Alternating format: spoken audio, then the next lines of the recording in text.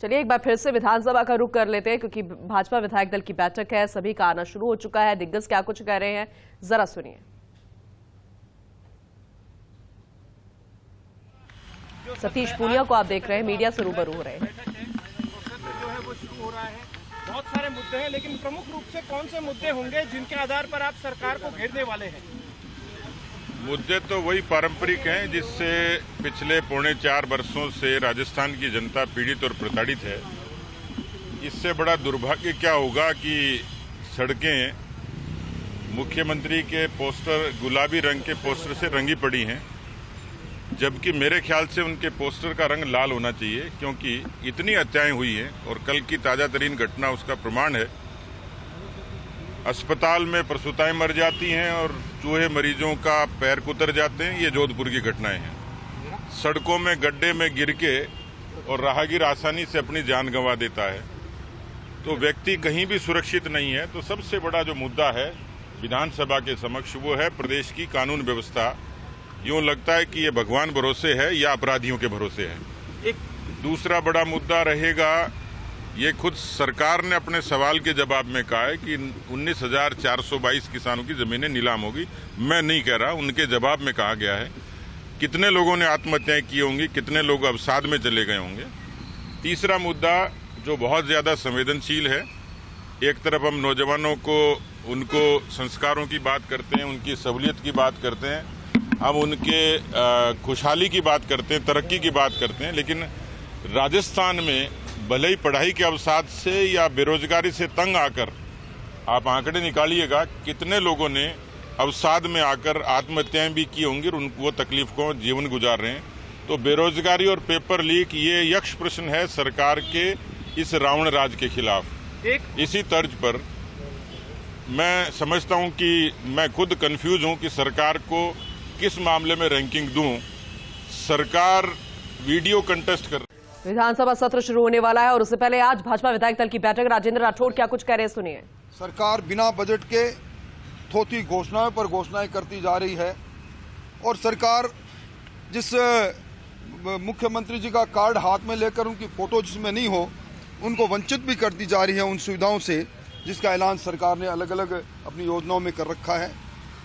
ये सरकार अब महसूस कर रही है कि उनके दिन लद गए, इसलिए आनन फानन में इस प्रकार अब घोषणाएं पर घोषणाएं कर रही हैं, जिनको उस घोषणा को अमली जामा सिर्फ 2-3 महीने के लिए पहनाना होगा।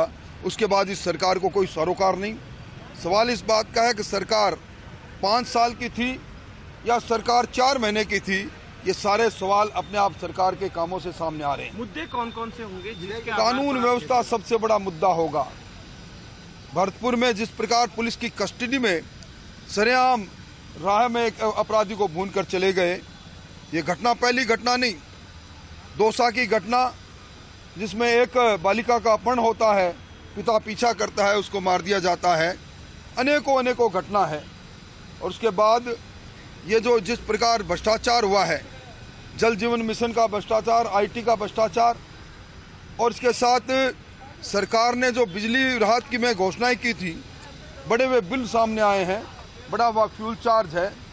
इन सारों को लेकर गड्ढों में जान देता हुआ राजस्थान का मासूम, इन सारे मुद्दों को लेकर हम सरकार को गिरेंगे। की बैठक में क्या वसुंधरा जी और लीडर भी रहेंगे क्या? हमने सभी को कहा है, वसुंधरा जी अगर यहाँ होगी तो निश्चित तौर पर आती है, अगर बार प्रवास पर है तो मुझे मालूम है। सरकार कौन से बिल है वो इस सत्र में लाने की? देखिए, एक तो ऑर्गेनाइज्ड क्राइम का बिल है, एक जेल का बिल है। इन दोनों बिलों पर सरकार बहस करना चाहती है। 3 यूनिवर्सिटी के बिल पहले से पेंडिंग है।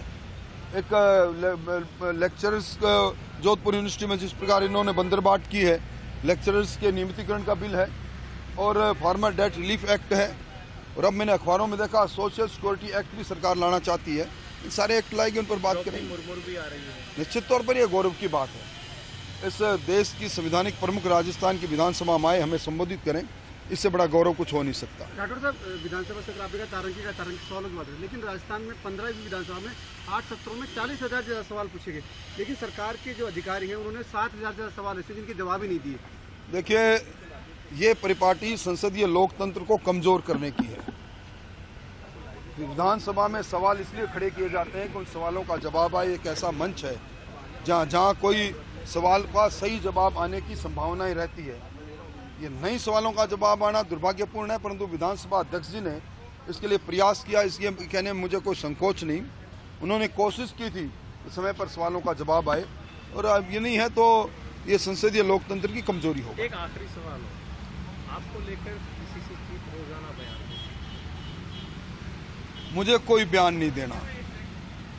मैंने कुछ मनोरोग विशेषज्ञों से बात की थी कि इस प्रकार के जिम्मेदार पदों पर बैठकर क्यों बयान दिए जाते हैं निजी जिंदगी के लिए। तो उन्होंने कहा कि एक SBD सैडिटिक बिहेवियर डिसऑर्डर बीमारी है, शायद उससे ग्रसित नहीं हो जाए। मेरे मित्र हैं, मुझे प्रसिद्धि दे रहे हैं, और मुझे उनके बारे में कोई टिप्पणी नहीं करनी।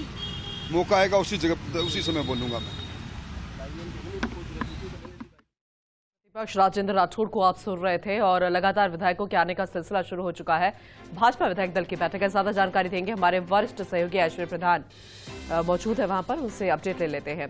ऐश्वर्य, विधानसभा सत्र से पहले भाजपा विधायक दल की बैठक है, जाहिर सी बात है एक स्ट्रैटेजी बनाई जाएगी कि कौन कौन से ऐसे मुद्दे होंगे, कौन कौन से ऐसे पॉइंट्स होंगे जिस पर बहस होनी बेहद जरूरी है। आपके पास क्या अपडेट है, क्या जानकारी है, कौन कौन से विधायक फिलहाल पहुंच चुके हैं?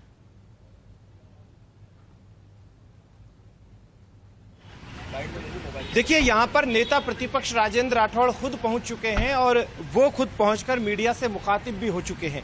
लेकिन सबसे बड़ा प्रश्न ये है कि आज की विधायक दल की बैठक में मुद्दे कौन कौन से बड़े होंगे, क्योंकि इस बार राजेंद्र राठौड़ नेता प्रतिपक्ष हैं, और बतौर नेता प्रतिपक्ष आज विधायकों की मीटिंग लेंगे। हालांकि वसुंधरा राजे आज इस बैठक में नहीं आ रही हैं। वो भारतीय जनता पार्टी के दिग्गज नेताओं से दिल्ली में मुलाकात करेंगी, धौलपुर से सीधे दिल्ली रवाना हो जाएगी। और मैं अपडेट दूं तो दूसरे जो विधायक है वो यहाँ पर धीरे धीरे आना शुरू हो गए हैं। कुछ देर बाद जो है उपनेता प्रतिपक्ष सतीश पूनिया भी यहाँ पर आएंगे, और अन्य नेताओं के आने का सिलसिला लगातार जारी रहेगा।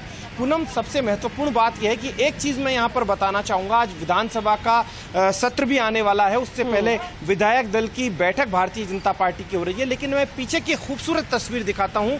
जो विधानसभा के सामने की एक जमीन थी, वो एक सामान्य फ्लैट्स हुआ करते थे, लेकिन देखते देखते विधायकों के कितने शानदार और सुंदर फ्लैट्स अब लगभग तैयार हैं। और मेरे ख्याल से जब राष्ट्रपति द्रौपदी मुर्मू आएगी तो इसकी खूबसूरती देखते ही बनती है, और बहुत ज़्यादा वक्त नहीं रहेगा जब ये बिल्डिंग्स जो है, विधायकों के फ्लैट जो हैं, वो बेहद खूबसूरत लगेंगे। दोनों छोर मेरे कैमरा साथी नरेंद्र आपको दिखा रहे हैं कि दोनों छोर कितने खूबसूरत नज़र आते हैं, और बाकायदा राजस्थानी टच इसमें दिया गया है, क्योंकि राजस्थान में इतनी खूबसूरत छतरियाँ होती हैं, वो एक अपने आप नज़र आ जाता है राजस्थानी स्थापत्य कला इस तरीके की बिल्डिंग में।